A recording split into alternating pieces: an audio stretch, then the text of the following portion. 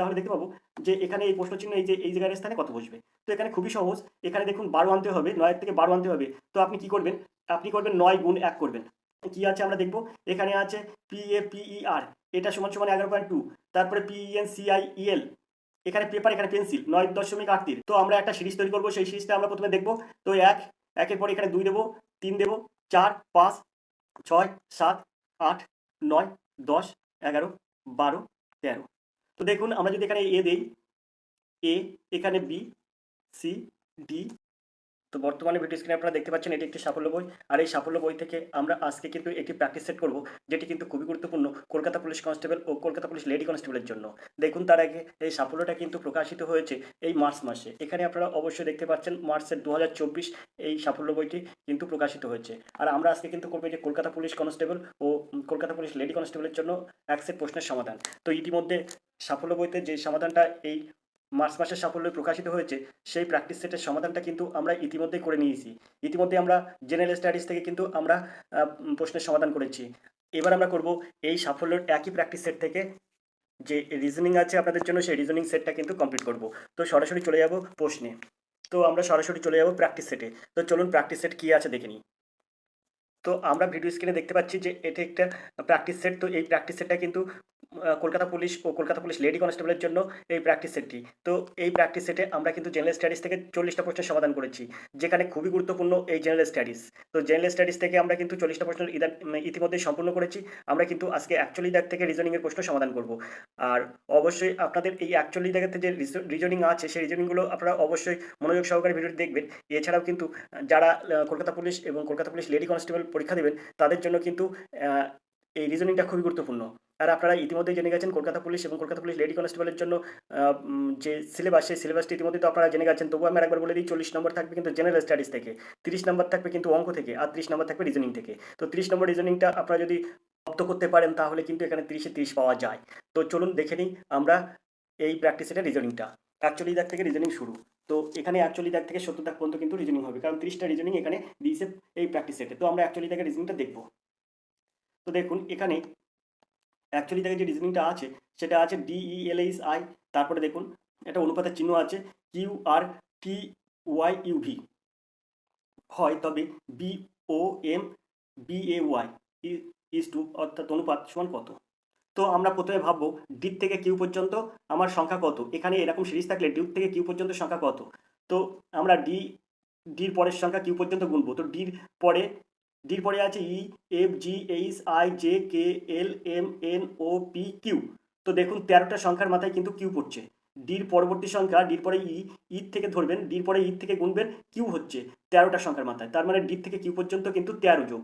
তো আমরা 13টা সংখ্যার পরে কিন্তু আমরা এই কিউ পাচ্ছি। এখন ঠিক ইর পরে 13টা সংখ্যার মাথায় কি হবে। তো ইর পরে FGHIJKLMNOPQR, ইর পরে হচ্ছে আর, দেখুন এখানে আরই আছে, পাচ্ছেন আপনি আর। তো এল এর পরে 13টা সংখ্যা দেখুন কত হচ্ছে। তো MNOPQRSTUVWXY। তো দেখুন এল এর পরে কিন্তু এই ওয়াই আছে। তো এখানে দেখুন, এখানে আপনার আছে কটা, এখানে আছে কিন্তু 5টা সংখ্যা, এখানে আছে কিন্তু 6টা সংখ্যা। তো আপনি এই দুটো আর এই তিনটির মধ্যে নেবেন, এই টিটা মাঝখানে বাদ দেবেন। তো এল এর পরে ওয়াই, অর্থাৎ এই জায়গায় যদি আমরা ডি লিখি, তাহলে ই লিখবো এখানে ই, তারপরে ইউ এর এই ওয়াই এর সোজাসুজি আসবে এল, তারপরে এইচ আসবে, ইউ এর সোজাসুজি এইচ, তারপরে আপনার এখানে ভির সোজাসুজি এই আই। তো এবার আপনি এই টিটা বাদ রেখে ডির পরে 13টা সংখ্যার মাথায় কিন্তু হবে ও, ইর পরে 13টা সংখ্যার মাথায় হবে কিন্তু আর, এল এর পরে 13টা সংখ্যার মাথায় হবে ওয়াই, এইচ এর পরে 13টা সংখ্যার মাথায় হবে কিন্তু ইউ। তারপরে দেখুন, তারপরে এখানে আছে আই, এই আয়ের পরে 13টা সংখ্যার মাথায় হবে কিন্তু ভি। তো এখানে সব কিন্তু 13 প্লাস সংখ্যা। তো এবারে এই যে টি আছে, তো এখানে আমার কি আছে, এখানে আছে BOMBAY। তো এখানে আমার কি হবে, তো এখানে বির পরে 13টা সংখ্যা কি হবে, 13টা সংখ্যার মাথায় যেটা হবে সেটা কিন্তু আমার এখানে বসবে। তো বির পরে সি আছে, DEFGHIJKLMNO। দেখুন এখানে 13টা সংখ্যার মাথায় আসছে কিন্তু ও। তারপরে এখানে ওর পরে 13টা সংখ্যার মাথায় কি আসবে, ওর পরে আছে PQRSTUVWXYZ, তারপরে আছে এ, তারপর বি, 13টা সংখ্যার মাথায় আসছে বি। তো ওর পরে বি আসছে। তারপরে এম এর পরে কি আসছে, তো এম এর পরে আসছে কিন্তু এখানে দেখুন এখানে কিন্তু আবার কটা সংখ্যা, এখানে আছে কিন্তু 6টা সংখ্যা, তো এমটা আমরা ধরবো না, আমরা এই বিটাই চলে যাব। তো বির পরে 13টা সংখ্যা হবে, কিন্তু বির পরে 13টা সংখ্যা হবে, 13টা সংখ্যার মাথায় কি হবে, তো বির পরে C D E F G H I J K L M N O, ও তো বির সোজাসুজি ও, তারপরে এর সোজাসুজি কি বসবে, তো 13টা সংখ্যার মাথায় কি হবে, এরপরে B C D E F G H I J K L M N, এখানে কিন্তু এর সোজাসুজি বসবে এন। এবার ওয়াই এর সোজাসুজি কি হবে, তো ওয়াই এর পরে আছে জেড, তারপরে A B C D E F G H I J K L, তার মানে আপনার কত হবে, 13 সংখ্যার মাথায় হচ্ছে এল। তো এখানে ও বি ও এন এল, তো দেখুন এখানে আছে কোন, এখানে আছে কিনা ও বি, তারপর দেখুন ও এন এল, তার মানে জেডটা নেই। তো এইবার আমার এখানে হিসাব করতে হবে এই এম এর পরে কি হবে, এম এর পরে 13টা সংখ্যা কি আছে, তো এম এর পরে N O P Q R S T U V W X Y Z, দেখুন জেড আসবে। তো এখানে তাহলে আমার দাঁড়াবে কি O B Z O N L, তো দেখুন O B Z O N L, ডিটা কিন্তু এর সঠিক উত্তর। মানে 13টা সংখ্যার মাথায় এই যে ডি আছে, ডির পরেতে গুনবেন, ডির পরে ই এফ জি এইচ করে 13টা সংখ্যার মাথায়, সবগুলো 13টা সংখ্যার মাথায় কিন্তু আসছে, তাহলে O B Z O N L, তো এখানে ডিদ্দাগ হবে সঠিক উত্তর। আশা করি বুঝতে পেরেছেন, এই রিজনিংটা আশা করি আপনারা বুঝতে পেরেছেন। চলে যাবো 42 দাগের এই প্রশ্নে। আছে নিচের চিত্রের প্রশ্নবোধক স্থানে কোন সংখ্যাটি বসবে। তো দেখুন এই যে এটা এখানে প্রশ্নচিহ্ন স্থানে কোন সংখ্যাটা বসবে, তার প্রশ্নচিহ্ন স্থানে বলতে আমি যদি একটু উঁচু করে, মানে আমরা যদি একটু উপরের দিকে তুলি তাহলে দেখতে পাবো যে এখানে এই প্রশ্নচিহ্ন এই যে এই জায়গার স্থানে কত বসবে। তো এখানে খুবই সহজ, এখানে দেখুন 12 আনতে হবে, 9 থেকে 12 আনতে হবে। তো আপনি কি করবেন, আপনি করবেন 9 গুণ 1 করবেন, 9 1 কে 9, তারপরে যোগ 3, তাহলে কত হচ্ছে, 9 আর 3 12 হচ্ছে, দেখুন এখানে 12 চলে এসছে 12। এখন এই 12-র সঙ্গে আপনি আবার কি করবেন, আবার 1 গুণ করে দেবেন, 12-র সঙ্গে 1 যোগ 6, 12 1 কে 12 আর 6 18। তো এখানে যদি আমরা ক্যালকুলেশন করি তাহলে কত পাবো, 18। দেখুন এখানে 18 চলে আসছে, এই 18টা এখানে চলে আসছে। এবার আমরা কি করব, ঠিক 18-র সাথে 1 গুণ করব, তো 18 1 কে 18 যোগ এই 6 ডবল 12 দেবো, তো 18 1 কে 18 বার কত হচ্ছে 30, তো এখানে আপনি 30 বসান। এবারে এই শূন্যস্থান মানে এই যে জিজ্ঞাসা চিহ্নের স্থানে 30 বসবে। এবার আমরা এটা সঠিক কিনা কি করে বুঝবো যে 30 হবে, এটা আমরা এখানে এই 30টাকে নিয়ে এসেছি, তো 30টা আমরা কি করে বুঝবো যে 30 হবে, এটা সঠিক বসিয়েছি কিনা। তো আপনি এবার কি করবেন, 30-এর সঙ্গে 1 গুণ করবেন, তো এখানে 30 গুণ 1 করবেন, 30 গুণ 1 করবেন, 30 গুণ 1 যোগ এখানে যে 12 দিয়েছিলেন 12 ডবল দিন 24, তো কত হচ্ছে 30 1 কে 30 আর 24 কত হচ্ছে 54। তো দেখুন এখানে 54 চলে যাচ্ছে। তো এই 54 এর সঙ্গে আবার আপনি কি করবেন, 54 গুণ 1 যোগ এখানে 24-এর ডবল কত হয় 48, তাহলে কত হচ্ছে, তো 54 কে 54 আর 48 কত হয়, তো 50 50 100 102 হয়, তো এটা সমান সমান 102। তো এই 102টা এখানে চলে গেল। আশা করি আপনারা বুঝতে পারলেন যে এখানে তাহলে কত বসবে 30, সিদ্ধা হবে সঠিক উত্তর। ক্লিয়ার। আমরা চলে যাবো পরের প্রশ্নে। তো আমরা চলে যাবো পরের প্রশ্নে, তার জন্য প্রশ্নটা আমরা একটু বাম দিকে সরিয়ে নিয়ে আসবো। এবারে দেখুন এই জায়গাটায় ফাঁক রেখেছি, জাস্ট করা যাবে, অঙ্কগুলো করা যাবে, এই রিজনিংগুলো বেশি করে দেখানো যাবে। তো দেখুন এখানে আমরা 43 দাগের প্রশ্ন দেখব, যদি এটা মানে এটা হয়, এটা মানে এটা হয়, তো যদি যোগ মানে গুণ হয়, ভাগ মানে বিয়োগ হয়, বিয়োগ মানে যোগ হয়, তাহলে এটার মান কত। তো আমরা এখানে তাহলে ক্যালকুলেশন করব, কিভাবে ক্যালকুলেশন করব দেখুন, এখানে 12 দেব, এখানে 12 দেব, এখানে 12, তারপরে আছে যোগ, যোগের পরিবর্তে আমরা কি দেবো, যোগের পরিবর্তে গুণ দেবো, 12 গুণ, তারপরে আছে 6 দেবো, বিয়োগের পরিবর্তে কত আছে, বিয়োগের পরিবর্তে আছে কিন্তু এখানে কি বিয়োগের পরিবর্তে যোগ দিতে হবে, বিয়োগ মানে যোগ, তো বিয়োগের পরিবর্তে যোগ দেবো। এবারে দেখুন এখানে বলছে 6, তারপরে বিয়োগ 2, তারপরে যোগ 2, তারপরে আছে ভাগ, ভাগের পরিবর্তে কি দেবো, ভাগের পরিবর্তে বিয়োগ দেবো, বিয়োগ কত হবে 7। এখন এটাকে যদি আমরা ক্যালকুলেশন করি তাহলে কত হবে, প্রথমে গুণের অঙ্কটা আগে করতে হয়, 6 বারং 72, তো 72 যোগ 2 বিয়োগ 7। তো এখানে আমরা যদি ক্যালকুলেশন করি তাহলে 72 থেকে 7 বাদ গেলে থাকে, তো 72 থেকে আমরা 72 আর 2 74, 74 থেকে 7 বাদ গেলে থাকে 67, তো এর সঠিক উত্তর হবে 67, বিদ্যাগ হবে সঠিক উত্তর। আশা করি বুঝতে পেরেছেন। চলে যাবো আমরা 44 দাগের এই প্রশ্নে, তার জন্য প্রশ্নটা একটু উপরের দিকে তুলবো।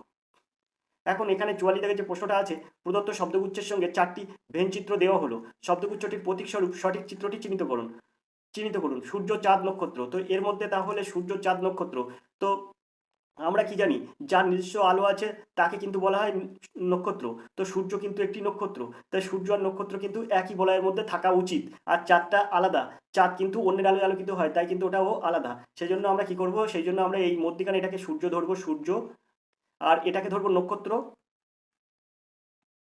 আর এটাকে ধরবো চাঁদ, জয়চন্দ্র বন্ধুর আকার দ চাঁদ। আশা করি আপনারা বুঝতে পেরেছেন যে নিজের আলোয় আলোকিত হয়, যার নিজস্ব আলো আছে তাকে কিন্তু আমরা বলবো নক্ষত্র। তাহলে সূর্য আর নক্ষত্র একই বলয়ের মধ্যে থাকা উচিত, আর চাঁদটা আলাদাভাবে থাকা উচিত, কারণ চাঁদের কোনো নিজস্ব আলো নেই। তাহলে ক্লিয়ার আপনাদের? এর দাগ হবে এর সঠিক উত্তর। এরকমভাবে রিজনিং পেতে চ্যানেলটি অবশ্যই সাবস্ক্রাইব করে রাখুন আর দেখতে থাকুন আর এডুকেশন স্কুল। যে কোনো কম্পিটিটিভ পরীক্ষার জন্য কিন্তু একমাত্র নির্ভরযোগ্য চ্যানেল আর এডুকেশন স্কুল। আমরা কিন্তু নিয়মিত বিভিন্ন পরীক্ষার আপডেট সংক্রান্ত ভিডিও আপলোড করছি। এছাড়াও কিন্তু বিভিন্ন কম্পিটিটিভ পরীক্ষার জেনারেল স্টাডিজ থেকে প্রশ্নের সমাধান করছি, অঙ্কের প্রশ্নের সমাধান করছি এবং ইংরেজি প্রশ্নের সমাধান করছি, সঙ্গে কিন্তু রিজনিং। তো আজকের যে রিজনিংগুলো আমরা দেখছি সেটা কিন্তু কলকাতা পুলিশ এবং কলকাতা পুলিশ লেডি কনস্টেবলের জন্য কিন্তু খুবই গুরুত্বপূর্ণ। এছাড়া ওয়েস্ট বেঙ্গল পুলিশের জন্য কিন্তু রিজনিং একটি অন্যতম গুরুত্বপূর্ণ সাবজেক্ট। তো যারা আপনারা ওয়েস্ট বেঙ্গল পুলিশ পরীক্ষা দেবেন, ভিডিওটি দেখুন, ভিডিওটি দেখলে কিন্তু আপনাদের উপকারী আসবে। তো চলুন বেশি করে প্র্যাকটিসের জন্য একমাত্র নির্ভরযোগ্য চ্যানেল আর এডুকেশন স্কুল। আমরা চলে যাবো পরের রিজনিংয়ে। এখানে আমরা দেখবো 45 দাগের প্রশ্ন। তো 45 দাগের যে প্রশ্নটি আছে সেই প্রশ্নটা কি আছে আমরা দেখবো। এখানে আছে PAPER, এটা সমান সমান 11.2, তারপরে PENCIEL, এখানে পেপার, এখানে পেন্সিল 9.83। তাহলে PEN সমান কত হবে? তো কিছু না, এটা PAPER, তো P এর মান কত? তো আমরা একটা সিরিজ তৈরি করবো, সেই সিরিজটা আমরা প্রথমে দেখবো। তো একের পর এখানে 2 দেবো, 3 দেবো, 4, 5, 6, 7, 8, 9, 10, 11, 12, 13। তো দেখুন আমরা যদি এখানে এ দেই, এ, এখানে বি, সি, ডি, এই সিরিজগুলো কিন্তু লিখতে হবে আপনার। ই,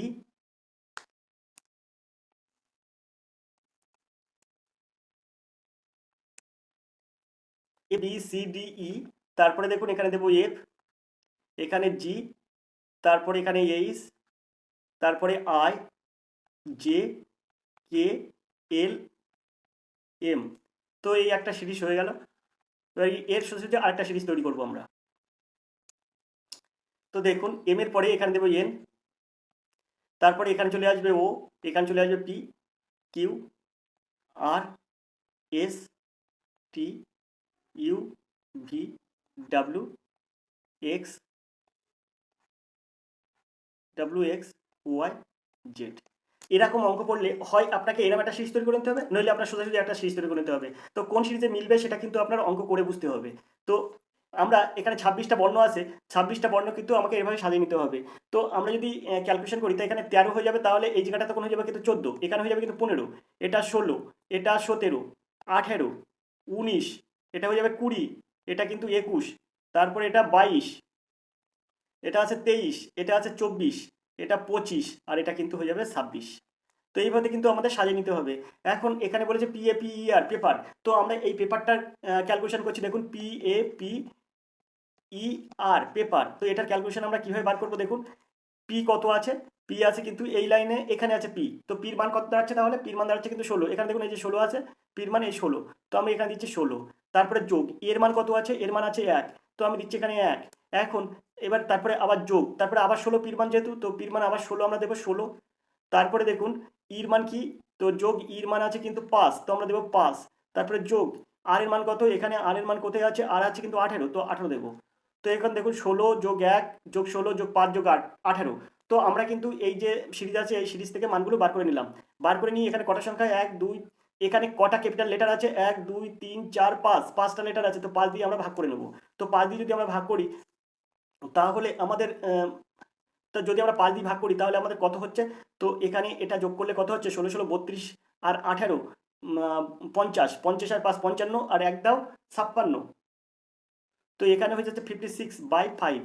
আর এটাকে যদি আমরা ক্যালকুলেশন করি, তাহলে 5 11 55 আর 1 দাও 56, তো 5 দিন 10, অর্থাৎ 11.2। তো দেখুন এখানে আসছে 11.2। তার মানে আমাদের এই সিরিজটা ঠিক আছে। এখানে পেন্সিলটাও যদি আপনারা ক্যালকুলেশন করেন তাহলে সেমভাবে কিন্তু 9.83 চলে আসবে এই ক্যালকুলেশনের থেকে, মানে এই সিরিজ থেকে। এবার আমরা পেনটাকে বার করব, কারণ আমার এখানে পেপারের সিরিজ যখন মিলে গেছে তাহলে পেন্সিলের সিরিজও কিন্তু এই সিরিজটাই মিলবে। এবার আমরা পেনের সিরিজটা বার করব, পেনের মানটা কত সেটা আমরা বার করব এই সিরিজ থেকে। তো PEN, তো পির মান কত আছে? পির মান আছে কিন্তু 16, আগেই আমরা দেখেছি পির মান 16।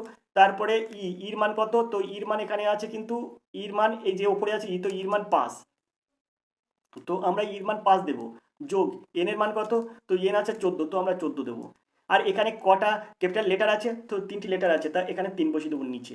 তো এখানে আমরা যদি ক্যালকুলেশন করি তাহলে কত হবে? তো এখানে হচ্ছে কিন্তু 16 আর 5 21, 16 আর 14 30, 30 আর 5 35, 35/3 হচ্ছে।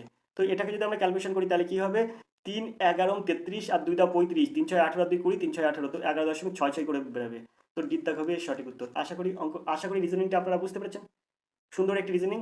তো এইরকমভাবে যদি প্রশ্ন পড়ে তাই এরকম সিরিজ তৈরি করবেন, যেহেতু 26টা লেটার এইভাবে সিরিজ তৈরি করে আপনার এই ক্যালকুলেশনটা বার করতে হবে, তবেই কিন্তু এই সিরিজটা মিলবে। তো আমরা চলে যাবো 46 দাগের এই প্রশ্নে। প্রশ্ন আছে এক্সামিনেশন শব্দটির অক্ষরগুলি ব্যবহার করে নিচের কোন শব্দটি তৈরি করা যাবে না। এক্সামিনেশন এই শব্দটি ব্যবহার করে নিচের কোন শব্দটি তৈরি করা যাবে না। তো এখানে দেখুন নেশন, NATION, তো এখানে সবগুলো সংখ্যা আছে, সবগুলো লেটার কিন্তু এখানে আছে, NATION এখানে সব লেটার আছে।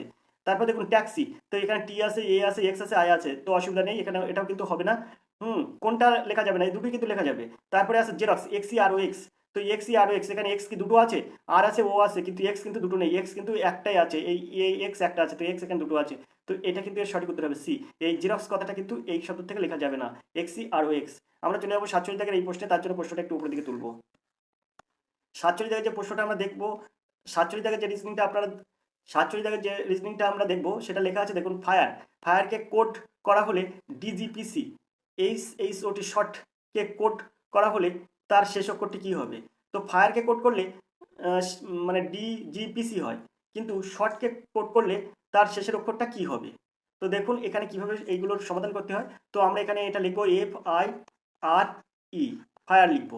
এখন এর নিচে কি লিখবো, DGPC, তো এখানে ডি, এখানে জি, আর এখানে পি, আর এখানে সি। তো দেখুন CDE, তার মানে মাঝখানে একটা চলে যাচ্ছে, CDর পরে ই, তারপরে দেখুন পির পরে QR, তারপরে দেখুন GHI, তারপরে DEF, দেখুন একটা করে মানে 1+ অথবা 2 করতে পারেন আপনারা। তো দুটো সংখ্যার পরে তো 1+ কিন্তু এখানে আমার হচ্ছে।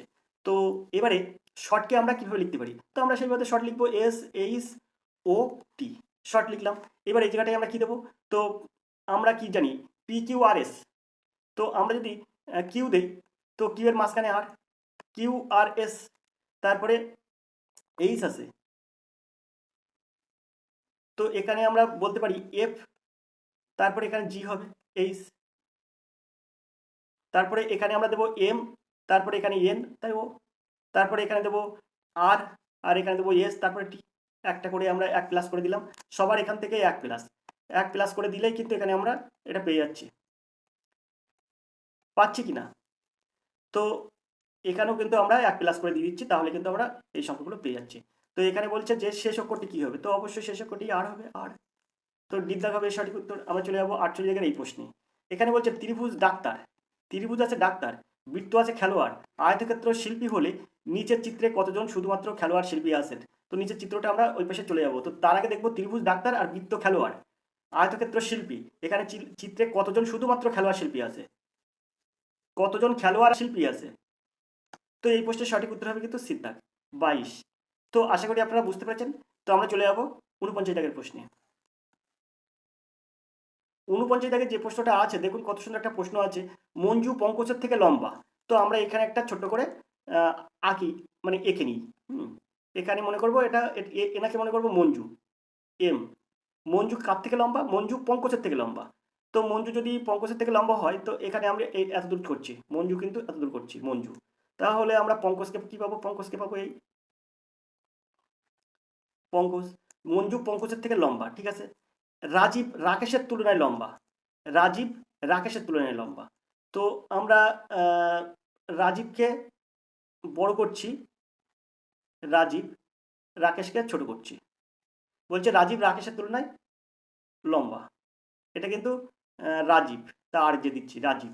এখন কিন্তু পঙ্কজের তুলনায় বেটে, রাজীব কি করেছে, রাজীব রাকেশের তুলনায়, রাজীব রাকেশের তুলনায় লম্বা, এই রাকেশের তুলনায় লম্বা, কিন্তু পঙ্কজের তুলনায় বেটে, কিন্তু এই পঙ্কজের তুলনায় বেটে।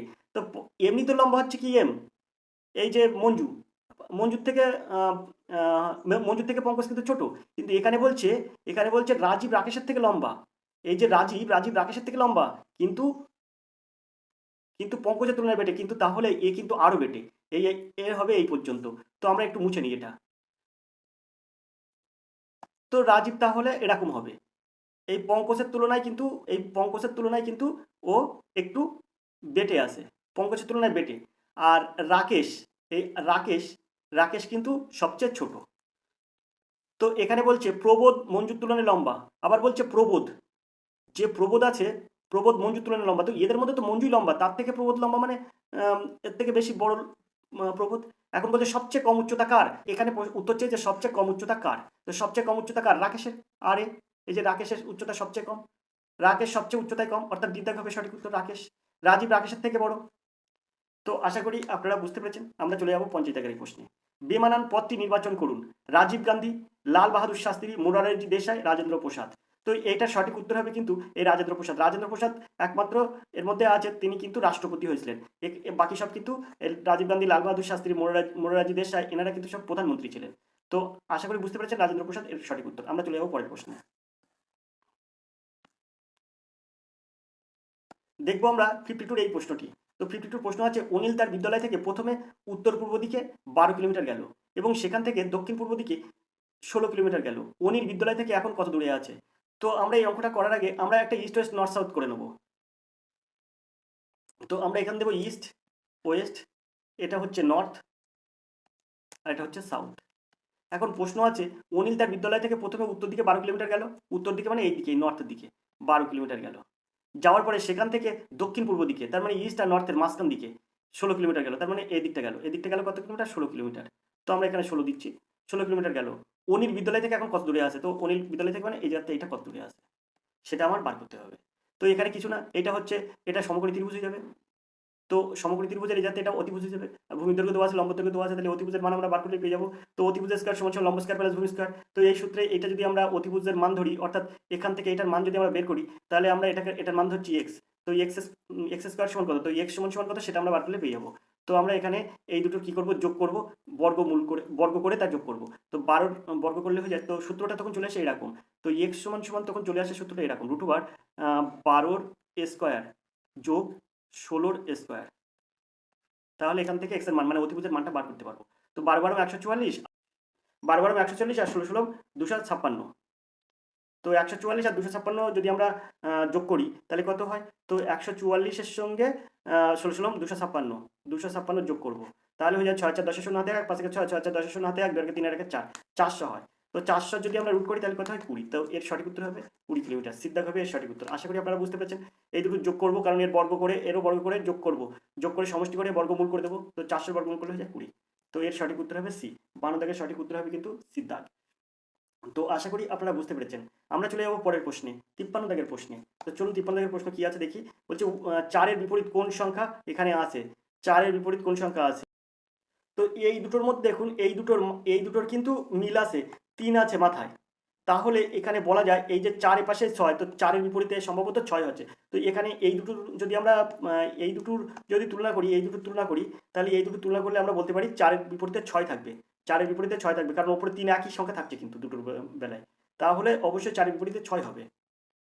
তো আমরা এর অপশন দেখবো। এখানে আছে এর দেখা আছে 2, বির অপশন আছে 1। তো 4-এর বিপরীতে আমরা 6 আছে, তাহলে ওই পাশে অপশন দেখবো 6 আছে কিনা। তো দেখুন হ্যাঁ, সির অপশানে আছে কিন্তু 6। তো আমরা বলবো 4-এর বিপরীতে 6 আছে, অর্থাৎ সিদ্ধা হবে সঠিক উত্তর। চলে যাবো 54-এর এই প্রশ্নটিতে। তো এই রিজনিংটা দেখবো। তো এখানে এই জিজ্ঞাসা স্থানে কি বসবে? তো দেখুন এখানে এন থেকে কিউতে যাচ্ছি, আমরা এন থেকে কিউতে যাচ্ছি কটা সংখ্যার পর, মানে এখানে কত যোগ হচ্ছে? তো এন এর পরে এন কি হচ্ছে, তারপরে এম এন, তারপরে আছে ও, তারপরে পি, অর্থাৎ দুটোর পরে কিন্তু কিউ আসছে। তো আমরা এখানে ও পি তারপর কিউ আসছে, তার মানে এখানে কি হচ্ছে? +2 হচ্ছে। এবারে আমরা কি করব, কিউ থেকে এসে যাব। তো কিউ এর পরে আর, আর এর পরে কিন্তু এস হচ্ছে, অর্থাৎ এখানে কিন্তু 1+ হচ্ছে, 1+। তো এবারে আমরা ঠিক এই জায়গার থেকে আবার এখানে যাব। তো দুটো সংখ্যার পরে, অর্থাৎ এস এর পরে এখানে টি আর ইউ, দেখুন এস এর পরে টি ইউ, টিউ অর্থাৎ +2 হচ্ছে, এস টি ইউ, তারপর দেখুন ভি। এবার ভির পরে কি হবে? একটা সংখ্যা যাব, তো ভি পরে এক্স, তো ভির মাঝখানে কি হবে? এস টি ইউ ভি, তারপরে আছে ডব্লু, তো এখানে হবে ডব্লু, অর্থাৎ 1+ হচ্ছে এক্স। তার মানে আমি আবার দুটো পরে যাব। তো এক্স এর পরে কি হবে? এক্স এর পরে হবে কিন্তু এক্স ওয়াই জেড, তারপরে কি আসবে? অর্থাৎ 2 যোগ করলে মানে এক্স, এক্স এর পরে ওয়াই জেড, জেডের পরে তাহলে আমার এখানে আসবে কিন্তু এখানে কিন্তু আসবে এই জিজ্ঞাসা চিহ্নে বসবে, অর্থাৎ সিদ্ধান্ত হবে সঠিক উত্তর। আশা করি আপনারা বুঝতে পেরেছেন। এই এক্স এর সঙ্গে +2 যোগ করলে, অর্থাৎ এক্স এর পরের দুটো সংখ্যা যদি যোগ করি, দুটো লেটার যদি যোগ করি, তার ওয়াই আর জেড তারপরে আসছে। আশা করি আপনারা বুঝতে পারছেন। তো সিদ্ধান্ত হবে সঠিক উত্তর। 54-এর সঠিক উত্তর হবে সিদ্ধান্ত এ। আমরা চলে যাবো 55 দাগের এই প্রশ্নে। সংখ্যা শ্রেণীতে একটি ভুল পদ আছে, প্রদত্ত বিকল্পগুলি থেকে ভুল পদটি চিহ্নিত করুন। একটা আছে 380, 188, 92, 48, 20, 8। তো এর মধ্যে ভুল পদ কোনটি আছে? তো আমরা প্রথমে এরকম করতে পারি, 2 গুণ 2 যোগ 4, তাহলে কত হচ্ছে? 2 দুগুণে 4, 2 দুগুণে 4 আর 4 8 আসছে।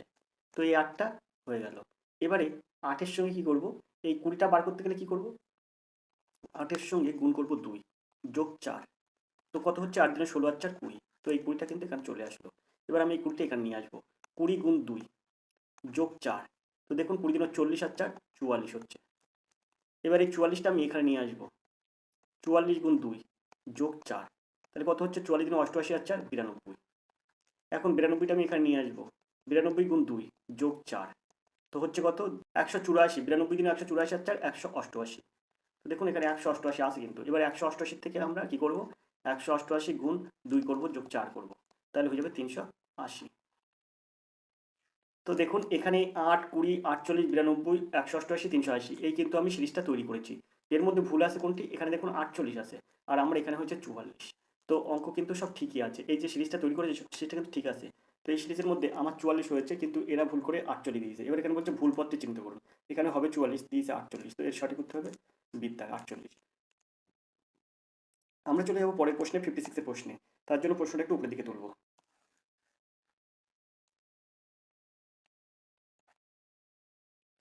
56 যে প্রশ্নটা আছে সেটা দেখুন। 56 এর প্রশ্ন আছে কিন্তু, বাচ্চাদের একটি শাড়িতে রিম্পা বাঁ দিক থেকে 9তম স্থানে, দীপা ডান দিক থেকে 13তম স্থানে ছিল। তারা তাদের পরস্পর অবস্থান বদলে নিল। তখন দীপার অবস্থান বাঁ দিক থেকে 17তম স্থানে হলো। দীপার ডান দিক থেকে কততম স্থানে আছে? তো এটা কিভাবে আপনি সহজে সমাধান করবেন দেখুন। তো আপনি এর জন্য এখান থেকে একটা দাগ কাটুন। এদিকটা দিন বাম দিক, আর এদিকটা দিন ডান দিক। তো রিম্পা আছে কততম স্থানে? এখানে রিম্পা আছে 9তম স্থান। তো এখান থেকে এই পর্যন্ত মনে করুন 9তম স্থান। 9তম স্থানে রিম্পা আছে, নবম। আর এই 13তম স্থানে দীপা আছে, এখানে 13 মনে করুন, এই জায়গাটায় আপনি 13 মনে করুন। তো এখানে 13তম স্থানে তাহলে কে আছে? দীপা। আর 9তম স্থানে কে আছে? রিম্পা। তখন দীপার অবস্থান বাঁ দিক থেকে 17তম স্থানে হলে দীপার ডান দিক থেকে কততম স্থানে থাকবে? দীপার অবস্থান বাঁ দিক থেকে 17তম হয়ে গেছে, তো এরকম জায়গায় হয়ে গেছে। আর আরেকজনের হয়ে গেছে এরকম জায়গায়।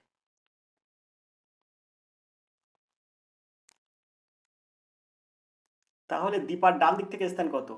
দীপার ডান দিক থেকে স্থান কত? 13তম স্থানে ছিল দীপা, তো এখানে 13 আর 17 যোগ করুন। 13 যোগ 17, তাহলে হয় কত? 30। এখন এই 30তম স্থান, এখান থেকে 1 বাদ দেবেন। 30 বিয়োগ 1 পরিবর্তন, 30 বিয়োগ 1 এটা একটা সূত্রের 1, 30 থেকে 1 বিয়োগ যাবে, তো এখানে হয়ে যাবে 29।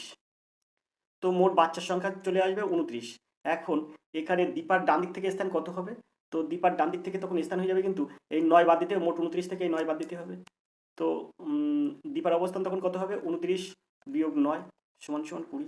29 থেকে 9 বিয়োগ করবেন, এই 29 থেকে এই 9টা বিয়োগ করবেন, আর যোগ 1 সমান সমান 21তম স্থানে হবে কিন্তু দীপার স্থান। অর্থাৎ এর দাগ হবে এর সঠিক উত্তর। চলে যাবো আমরা এই প্রশ্নে। তো এখানে আছে 57 থেকে 59, নিচে দেওয়া নির্দেশগুলি অনুযায়ী সমাধান করুন। তো চলুন দেখে নিই কি আছে। এখানে বলছে 4 জন মহিলা এ বি সি ডি, 4 জন পুরুষ ই এফ জি এইচ একটি গোল টেবিলের চারধারে এমনভাবে বসে আছেন যে একজন মহিলার পাশে একজন পুরুষ বসে আছেন। এ ডি এর দিকে মুখ করে, এফ মুখ করে ও এফ এর বাঁ পাশে বসে আছেন, বি জি এর পাশাপাশি বসেনি, সি এফ পাশাপাশি বসেনি, ই সি ও ডি বসে, ই সি ও ডি মাঝে বসে আছেন, এ কোন দুজনের মাঝে বসে আছেন। তো এর জন্য আমরা একটা কি করবো? একটা গোল টেবিল বানাবো। গোল টেবিল একটা বানিয়ে দেবো। বানানোর পরে আমরা এখানে বলছে এ ডি এর দিকে মুখ করে আছে, তো আমরা এখানে যদি এ দিই, এ দেবো, তাহলে এর সোজাসুজি এখানে ডি এর দিকে মুখ করে বসে আছে। এ কিন্তু ডি এর দিকে মুখ করে বসে আছে। এ ডি এর দিকে মুখ করে আছেন এবং এফ এর বাঁ পাশে বসে আছেন। তো এফ এর বাঁ পাশে মানে এই দিকটায় বসে আছেন। তো তাহলে এখানে আছে কিন্তু এফ, এফ এর বাঁ পাশে বসে আছেন মানে এ এফ এর বাঁ পাশে মানে এফটা তাহলে এখানে হবে। এখন এখানে বলছে বি জি পাশাপাশি বসেনি, তো আমরা তাহলে এই জায়গাটায় একটা দিতে পারি বি, আর এই জায়গাটায় দিতে পারি জি। এরা দুজন তো পাশাপাশি বসেনি, বি আর জি এখানে বসলো, বি আর জি এখানে বসলো। এখন যেহেতু বি আর জি পাশাপাশি বসেনি তাই আমি আলাদা আলাদা করে দিয়েছি। এখন বলছে সি, সি আর এফ পাশাপাশি বসেনি, সি আর এফও পাশাপাশি বসেনি, তো আমরা তাহলে এখানে দিতে পারি কি, এখানে দিতে পারি, তো এই জায়গাটা আমরা দেবো সি, সি আর এফ পাশাপাশি বসেনি, ই সি ও ডি এর মাঝে, তার মানে এই জায়গাটায় আমরা ই বসাবো, সি ও ডি এর মাঝে ই, তো ই বসিয়ে দিলাম, ই সি আর ডি এর মাঝে, এই জায়গায় ডি আছে, সি ও ডি এর মাঝে কিন্তু ই বসিয়ে দিলাম। আর এখানে বলেছে দেখুন এ বি সি ডি চারজন পুরুষ, এ বি সি ডি চারজন পুরুষ, তো পুরুষগুলো কই, এ বি, এ পুরুষ, বি পুরুষ, এ বি, সিও পুরুষ, এ বি সি ডি কোথায়, D, A B C D এরা কিন্তু সব পুরুষ, এ বি সি ডি চারজনই কিন্তু পুরুষ, আর ই এফ জি এইচ হচ্ছে মহিলা। এক টেবিলের চারধারে এমনভাবে বসে আছেন যে একজন মহিলার পাশে একজন পুরুষ বসে আছেন। তো আমরা A B C D E F G পর্যন্ত করেছি কিন্তু এখন এইচ বার করতে পারিনি, যেহেতু এটা এমনভাবে বসে আছেন যে সবাই কিন্তু একজন ছেলে আছে একজন মেয়ে আছে, মানে একজন পুরুষ একজন মহিলা আছেন, তাহলে আমরা বলতে পারি বি আর ডির মাঝখানে কিন্তু এইচ, এই জায়গাটা এইচ বসবে, যেহেতু এইচ মহিলা তো এখানে কিন্তু এইচ বসে গেল। তো দেখুন এখানে পুরুষ, এই পুরুষ, এই পুরুষ, এই পুরুষ, তো A D, A B D আর C, A B C D কিন্তু পুরুষ হয়ে গেল, আর মহিলা আছে কোনগুলো, ই এফ জি এইচ। এখন এখানে প্রশ্ন হচ্ছে, এর দাগের প্রশ্ন হচ্ছে যে এ কোন দুজনের মাঝে বসে আছেন, এ কোন দুজনের মাঝে বসে আছেন, তো জি আর এফ এর মাঝে বসে আছেন এ, তো কই জি আর এফ মানে এফ জি, এফ জির মাঝখানে বসে আছেন এ, অর্থাৎ হবে বিদ্যাগ হবে সঠিক উত্তর। আশা করি বুঝতে পেরেছেন। এবার আমরা 58-এর প্রশ্নে চলে যাব। 58-এর প্রশ্ন কি আছে, 58-এর প্রশ্ন আছে বি এর ডান দিকে দ্বিতীয় স্থানে কে আছে। 58-এর প্রশ্ন আছে যে বি এর ডান দিকে দ্বিতীয় স্থানে কে আছে। এখানে বলছে 58 দাগের প্রশ্ন বলছে বি এর ডান দিকে দ্বিতীয় স্থানে কে বসেছেন, কে রয়েছেন, তো বির ডান দিকে দ্বিতীয় স্থানে আছে ডি, তো এখানে এর দাগ হবে সঠিক উত্তর, ডি বসে আছে। এবার আমরা চলে যাবো পরের প্রশ্নে, তার জন্য আমরা প্রশ্নটা ওই পেজে চলে যাব। 59 দাগের প্রশ্ন আছে নিচের কোন দুজন পাশাপাশি বসে আছেন, তো এখানে পাশাপাশি কোন দুজন বসে আছেন, তো এই পেজে পাশাপাশি বসে আছেন দুজন কে, দেখি পাশাপাশি দুজন কে বসে আছেন, দেখুন এখানে এই যে F R B, F R B কিন্তু এ দুজন পাশাপাশি বসে আছে, ও পেজে আমরা দেখেছি এফ বি দুজন পাশাপাশি বসে আছে। তো আমরা চলুন দেখে নিই এটা সঠিক উত্তর হয় কিনা। তো এখানে দেখুন, এই দেখুন এফ আর বি, অর্থাৎ সিদ্ধান্তভাবে সঠিক উত্তর, এফ আর বি কিন্তু পাশাপাশি বসে আছেন। চলে যাবো 60 দাগের প্রশ্নে, এ হলো ডি এর ভাই, মিসেস সি এর ছেলে ডি, মিসেস সি এর বাবা হলো বি, তাহলে এ এর সঙ্গে বি এর কি সম্পর্ক, তো এটা কি হবে, তো এখানে বলছে মিসেস সি এর ছেলে ডি, মিসেস সি এর বাবা হচ্ছে বি, তো এখানে বি হচ্ছে কার বাবা, মিসেস সি এর বাবা, মিসেস সি এর বাবা কিন্তু বি, সি এর বাবা বি, কে মিসেস সি এর বাবা কিন্তু বি, তাহলে এর সঙ্গে বি এর কি সম্পর্ক, এ কে, এ হলো ডি এর ভাই, এ হলো ডি এর ভাই, তার মানে এ আর ডি ভাই ভাই, আমরা এখানে ডি দিলাম আর এখানে এ দিলাম, এ আর ডি হচ্ছে ভাই ভাই। বলছে মিসেস সি এর ছেলে ডি, তো সি মিসেস সি হচ্ছে এই যে, তো সি এর ছেলে কিন্তু এই ডি, তাহলে ডি আর এ কিন্তু মিসেস সি এর ছেলে, এ দুটোই কিন্তু ছেলে, আর ডি আর এ ভাই ভাই। এখন বলছে মিসেস সি এর বাবা বি, এখানে তো দিয়ে দিলাম, হলে তাহলে এর সঙ্গে বি এর কি সম্পর্ক, এর সঙ্গে বি এর সম্পর্ক দাদু নাতি, অর্থাৎ দাদু নাতি সম্পর্ক, এখানে নাতি আছে তো এখানে এই যে এর দাগ হবে তোর নাতির সম্পর্ক, এর মানে এর সঙ্গে বিয়ের নাতি সম্পর্ক। আমরা চলে যাবো 61 দাগের এই প্রশ্নে, এখানে বলছে নিচের চিত্রে এই জিজ্ঞাসা চিহ্নের স্থানে সঠিক চিহ্নটি লেখো, তো এখানে আমরা জিজ্ঞাসা চিহ্নের স্থানে কি বসবে আমরা একটু দেখবো। তো তার জন্য আমরা যদি এটাকে স্কোয়ার করি, এটাকে স্কোয়ার করি তাহলে কত হচ্ছে, 5 5 25, আর এর 7 7 49, 49 আর 25 কত হচ্ছে, 7 7 49, 49 আর 25 কত হচ্ছে, 50 আর 24 74 হচ্ছে। তো ঠিক এখানেও তাই হবে, 4 এর স্কোয়ার 9 এর স্কোয়ার করি, 4 4 16 আর 9 9 81, তো 81 আর 16 কত হয়, 81 আর 16 হয় 97। এখানেও সেম, 6 6 36, 36 157 থেকে 36 বাদ দিলে কত হবে, 157 বিয়োগ 36, তো হচ্ছে 6 আর কত হলে 7, 1 হলে 7, আর 3 আর কত হলে 15, 12 হলে 15, অর্থাৎ 121। তো 121-এর আপনি বর্গমূল করুন, অর্থাৎ রুট করুন, 121-এর রুট হয়ে যাবে কিন্তু 11, তো এখানে হয়ে যাবে 11, অর্থাৎ আপনি যদি 11 স্কোয়ার আর 6 স্কোয়ার অর্থাৎ 36 যোগ 121 করেন, 121, 11 11 121 করলে কিন্তু 157 হবে, 157, অর্থাৎ এখানে বসবে 11। তো এখানে হবে বিদ্যাগের সঠিক উত্তর 11। আমরা চলে যাবো 22 দাগের প্রশ্নে। সঠিক সম্পর্কযুক্ত বিকল্পটি চিহ্নিতকরণ করুন।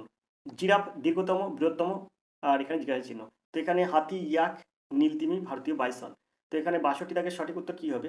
তো এখানে জিরাফ হলো একটা দীর্ঘতম প্রাণী, জিরাফ হলো দীর্ঘতম প্রাণী, আর এখানে আছে বৃহত্তম। তো এর মধ্যে নীলতিমি হচ্ছে বৃহত্তম প্রাণী, নীলতিমি, অর্থাৎ সিদ্ধাক হবে সঠিক উত্তর। এখানে হবে সিদ্ধাক, নীলতিমি, এই নীলতিমিটা এখানে হবে। তো আমরা চলে যাবো 63 দাগের প্রশ্নে। 63 দাগের যে প্রশ্নটা আছে, নেফ্রন শব্দটিতে প্রথম এমন কতগুলি শব্দ জোড়া আছে যাদের মধ্যে তত সংখ্যক বর্ণই আছে যত সংখ্যক বর্ণ ইংরেজি বর্ণমালা অনুযায়ী তাদের মধ্যে আছে। তো এই প্রশ্নটা আমি ঠিক বুঝতে পারছি না, এর উত্তর কী হবে অবশ্যই আপনারা জানাবেন। আমি এটা ঠিক বুঝতে পারছি না কী হবে এর উত্তর, মানে কীভাবে করতে হবে এটা বোঝা যাচ্ছে না। তো আমরা এবারে 64 দাগের এই প্রশ্নে চলে যাবো। লুপ্ত সংখ্যাটি নির্ণয় করুন। লুপ্ত সংখ্যা আছে এখানে, এই সংখ্যাটা নির্ণয় করতে হবে। 27 থেকে 23 বাদ দিন, তাহলে থাকবে কত? 4। মানে 27 থেকে যদি আপনি 27 বিয়োগ 23 করেন তাহলে থাকবে কিন্তু 4। আর এই 12 থেকে আপনি যদি 7 বিয়োগ করেন তাহলে থাকবে কত? 5। তো 4 আর 5, তো এই দুটো গুণ করুন। তো 4 আর 5 গুণ করলে হয়ে যাচ্ছে 20। তো দেখুন এখানে 20 আসছে। এর ঠিক 29 আর 12 বিয়োগ করুন, 29 বিয়োগ 12, তো বিয়োগ করলে কত হচ্ছে? 17। 17, আর এখানে 21 আর 17 যদি আপনি বিয়োগ করেন তাহলে কত হয়? 21 বিয়োগ 17 সমান সমান 4। তো 4 17 68, দেখুন এখানে 68 আসছে। 17 আর 4 গুণ করলে হয়ে যাচ্ছে 17 গুণ 4 সমান সমান হচ্ছে 68। আবার এই জায়গাটায় দেখুন, এই জায়গাটায় তাহলে কী হবে? 21, 41 আর 37 বিয়োগ করুন। তো 41 বিয়োগ 37, তো হচ্ছে কত? 4। আর 23 থেকে 10 বিয়োগ করুন, তাহলে হচ্ছে 13। তো 13 আর 4 যদি আপনি গুণ করেন, অর্থাৎ 13 গুণ 4, 13 গুণ 4, তাহলে হয়ে যাচ্ছে 52, 4 তেরো 52। তো এর সঠিক উত্তর হবে 52, অর্থাৎ এর দাগ হবে সঠিক উত্তর। এখানে জিজ্ঞাসা চিহ্ন হবে 52। আশা করি বুঝতে পেরেছেন 64 দাগের প্রশ্নটি। আমরা চলে যাবো পরের রিজনিংয়ে।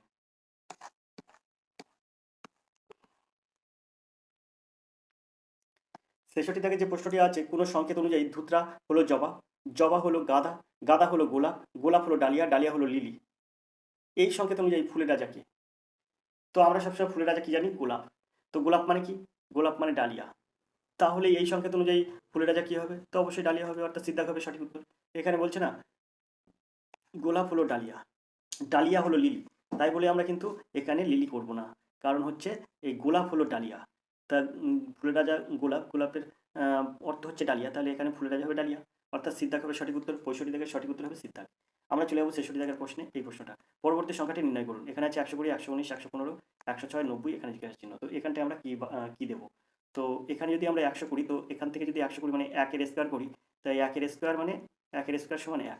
তো 120 থেকে 1 বাদ দিলে থাকে 119, সেই 119 এখানে চলে আসলো। এবার আমরা এখানে 2 এর স্কোয়ার করবো। 2 এর স্কোয়ার করলে কত হবে? 2 এর স্কোয়ার করলে হয়ে যায় কিন্তু 4, 4 হয়। তো এই 4টা বিয়োগ করবো 119 থেকে, থাকবে কত? 115, এই 115 এসে গেল।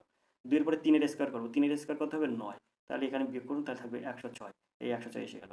3 এর পরে আপনি একটা কাজ করুন, 4, 3 এর স্কোয়ার 9 হলো, এবার 4 এর স্কোয়ার 16, তো 4 এর স্কোয়ার করলে হয়ে যাচ্ছে 16, এই 16টা আপনি 160 থেকে বাদ দেন, তাহলে থাকবে 90, তো এখান থেকে 90 এসে গেল। 4 হয়ে গেল। এবার 5 এর ডবল কত হবে? 25, তো 25টা 90 থেকে বাদ দেন, তাহলে কত হবে? 5 আর 5 হলে 10, হাতে 1 ধরে 3, 3 আর করে 9, 4 9, তাহলে 65 হচ্ছে, তো দ্বিতীয় হবে সঠিক উত্তর 65। আশা করি আপনারা বুঝতে পেরেছেন। এর 66 দাগের সঠিক উত্তর হবে দ্বিতীয়। আমরা চলে যাবো 67 দাগের প্রশ্নে। প্রশ্নটা আমরা একটু উপর দিকে তুলব। ইংরেজি অভিধান অনুযায়ী শব্দগুলি পরপর সাজালে কোন শব্দটি চতুর্থ স্থানে বসবে নির্ণয় করুন। চতুর্থ স্থানে বসবে কিন্তু এই যে মানে RHY, এটা কিন্তু চতুর্থ স্থানে বসবে। তো এখানে 67 দাগের সঠিক উত্তর হবে বিদ্যাক। 68 দাগের প্রশ্ন কি আছে? 11 × 12 × 13 সমান সমান এত, 24 ইন্টু এত, 24 ইন্টু 23 ইন্টু 35 সমান সমান এত, 31 ইন্টু 43 ইন্টু 54 সমান কত? তো 68 দাগের এটা আপনি কীভাবে সহজে সমাধান করবেন দেখুন।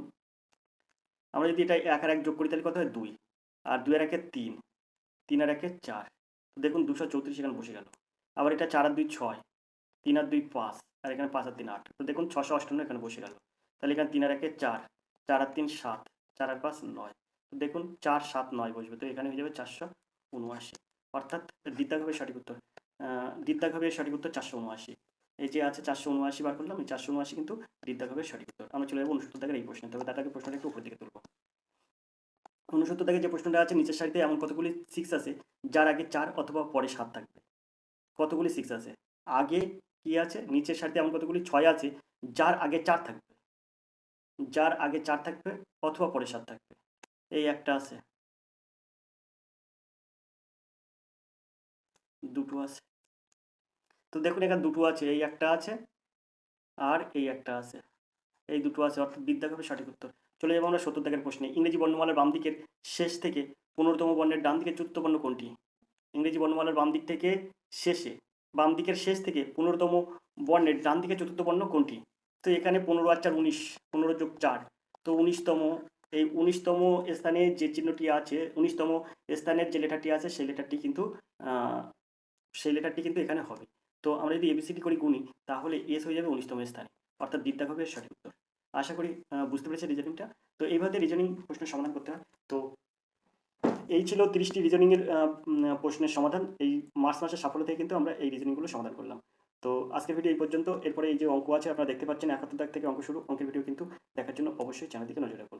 আজকের রিজনিংয়ের ভিডিও এই পর্যন্ত। ধন্যবাদ, দেখতে থাকুন আর